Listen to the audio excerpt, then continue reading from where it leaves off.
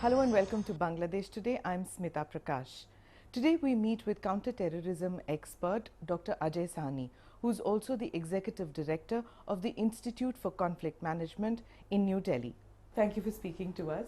I'd like to begin by asking you about, the recent ruling where the Jamaat-e-Islami has been declared, their registration has been taken away, the court ruling in Bangladesh, and they cannot contest the elections anymore.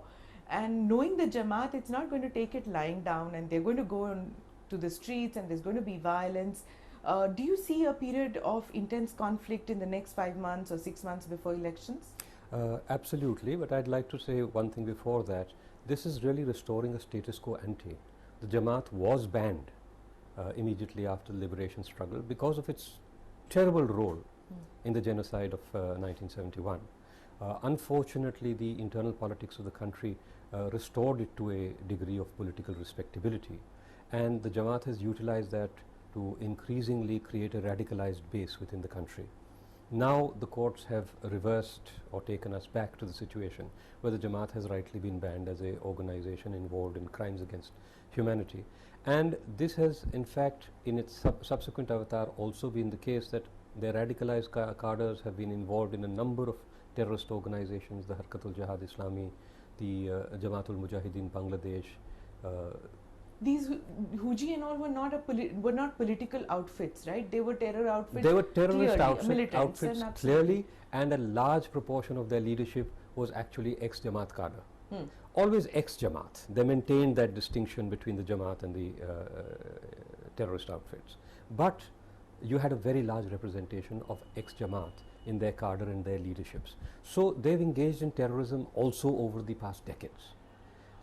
Rightly, this organization has been banned, but yes, it immediately raises the problem that having been excluded from the electoral political process, they will be driven underground and will engage more and more in criminal and underground violence. Now they seem to have a legit grievance, right? And well, they will have legitimate grievances of all sorts. Their first and foremost grievance is that Bangladesh is not an Islamic state, and that has to be, which was imposed. always the case. No, what I mean is right now they have even legitimate, in their eyes legitimate, that they are not able to even contest an election. So now the judiciary also comes under their well, that has been the range. case. Actually, this grievance, yes, the grievance in a sense has escalated. But this grievance, in a sense, has existed since 2010, when this whole war crime trial process started. And that top leadership was arrested and was processed again, and has one after another been sentenced. So I don't think there is any shortage of grievances. Okay. Moreover, this is an organization that will manufacture grievances. It exists on this primary grievance of injustice against Islam. So I don't think there is any unique cause over here. The danger, however, is that they will now engage in much more underground violence, but it is a danger that I think should rightly be confronted by the Bangladesh state, which appears to have decided that this is to be dealt with, not brushed under the carpet or managed or in some sense, through the use of political manipulation, co-opted. Will she be? Will Sheikh Hasina be able to withstand this pressure? Because like you said, the Jamaat doesn't believe in the sovereignty of Bangladesh. It never did. It didn't believe that it needed to be needed to break away from Pakistan. It's always had this strain continuing in its protest against the secular fabric of the constitution, the parliament, about how Bangladesh should be run. Will she be able to withstand now this militant movement that they are going to unabashedly go into? You see, one can never really make predictions. It's a very unstable country. It's been comparatively extremely stable over the last 5 years.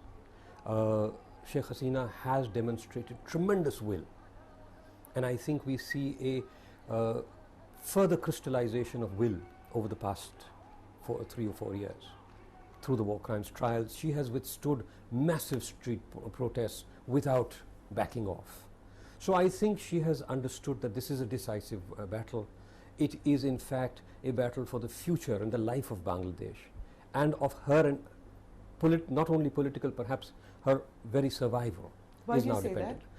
Well, I do not think that she would survive a BNP JEI regime again. Really, it's that bad? Oh, absolutely. I think she would be targeted by all means available if she loses power in Bangladesh. She would not be able to survive perhaps in Bangladesh. She may do so in exile.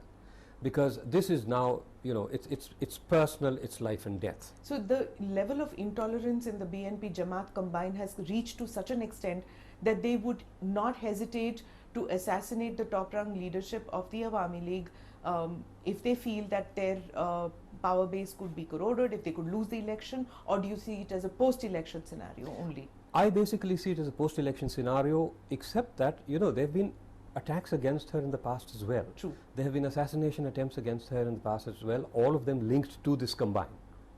So the fact that her life is threatened is not in question.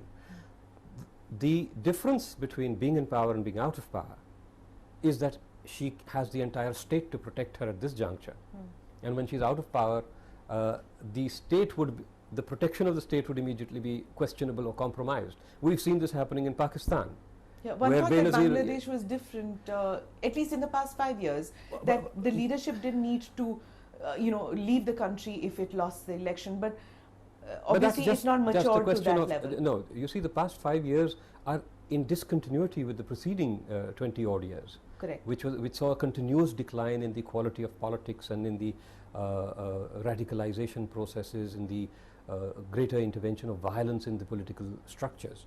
So the past 5 years have been different because Sheikh Hasina has chosen to make them different. But it's still precarious, you're saying. It is still precarious. If you see the efforts of street mobilization and the efforts of disruption, they are quite continuous with the preceding trends, which have always been very, very high efforts of continuous efforts by opposition parties to disrupt normal functioning of governance through street protests. Now, this continues. So I don't think everything in Bangladesh has changed. What has changed is governance, and under this particular regime, if you take that element away, I would suggest you will come back to a much more vengeful old paradigm. Okay. When we talk about conflict situations just before election, the government in power usually takes populist measures. It eases up on harsh measures, even at a provincial level. You've seen that happening when it comes to cracking down on Maoists in India, when it comes to cracking down on terror groups in Pakistan. I mean, you saw what happened with the Punjab government there. They just, let it go to such an extent in Punjab and Pakistani Punjab.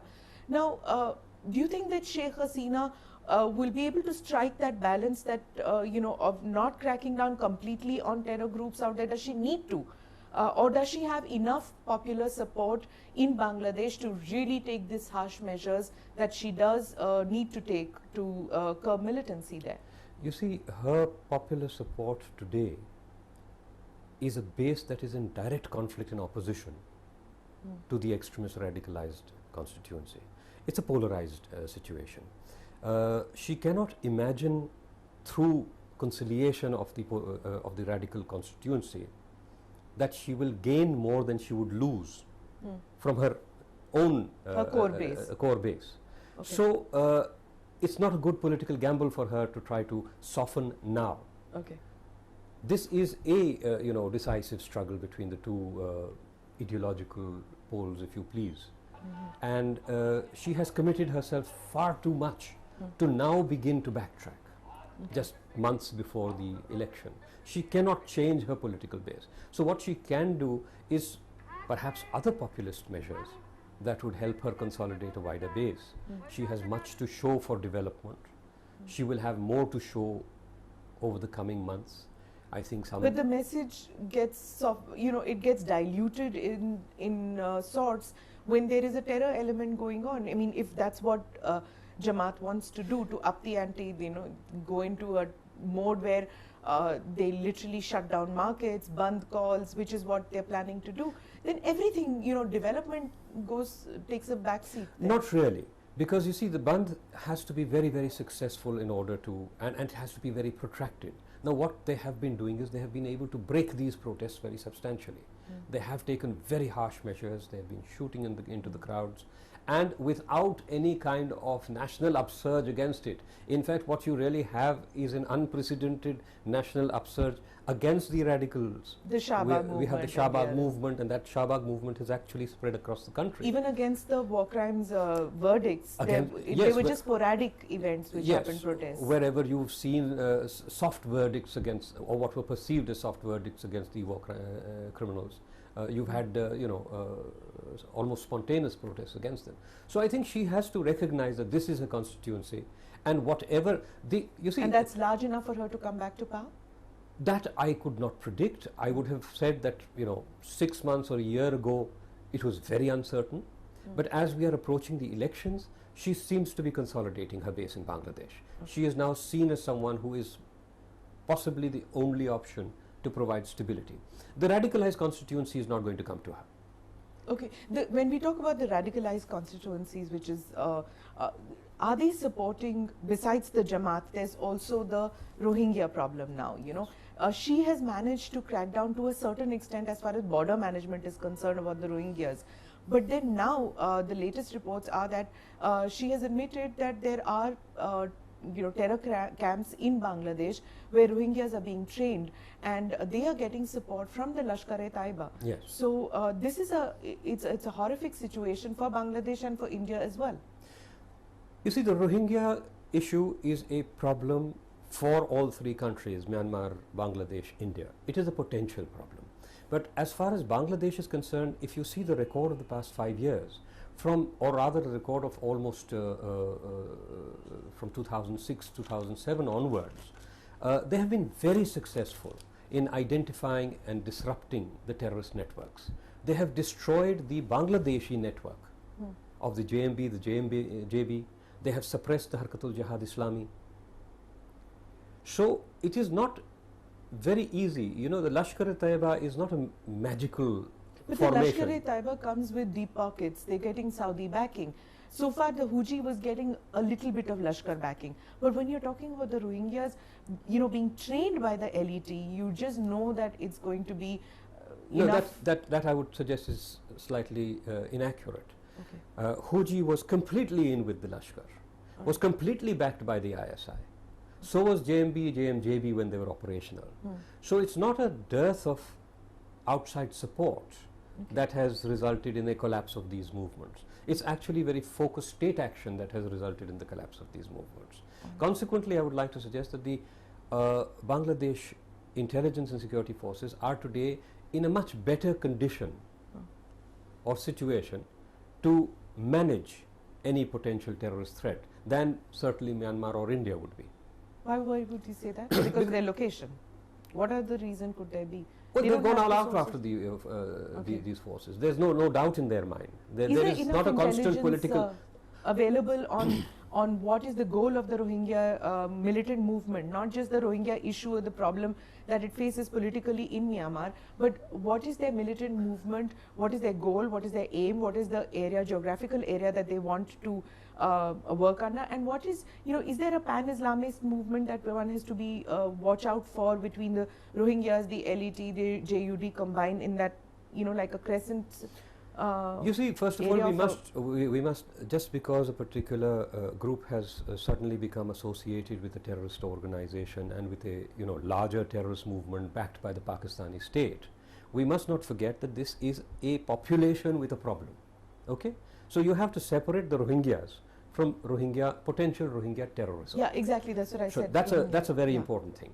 Now, when you say what are the objectives of the Rohingyas, who are you speaking of? No, are you just speaking the of militant. No, not the. You see, not the refugee Rohingyas who are coming and taking. So this distinction is very necessary. Absolutely.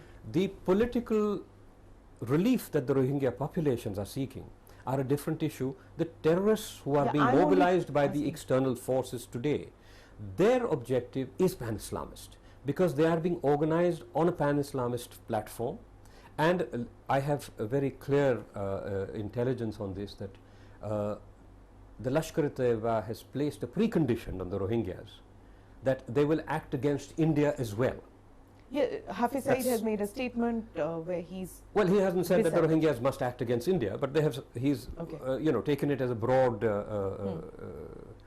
Islamist thing that we will protect our brothers. But if you are trying to protect your brothers, your Muslim brothers in Myanmar, why are you mobilizing those brothers to fight against India? Because you have basically a pan-Islamist orientation. Now, do the Rohingya cadre share this, or the potential Rohingya cadre share this objective?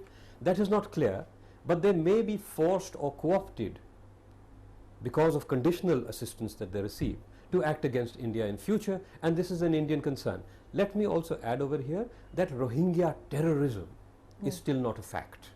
Okay. It is still potential. We haven't seen any major acts of terrorism.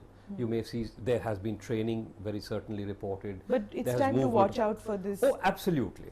There is never time to sleep as far as security Because is Sheikh Hasina, I mean, should she watch out for the fact that the Rohingya militant movement could join up with the Jamaat elements, and you know, it could be a huge problem on her hands? You see, if we see the various statements that have been made by the Bangladesh government over the past months, they are very clearly aware of the problem. So if they are aware of the problem, they have put out their position on the problem. I am sure their intelligence agencies and their security agencies are not sleeping over it. Thank you very much for speaking with us, Dr. Sahni. You're very welcome.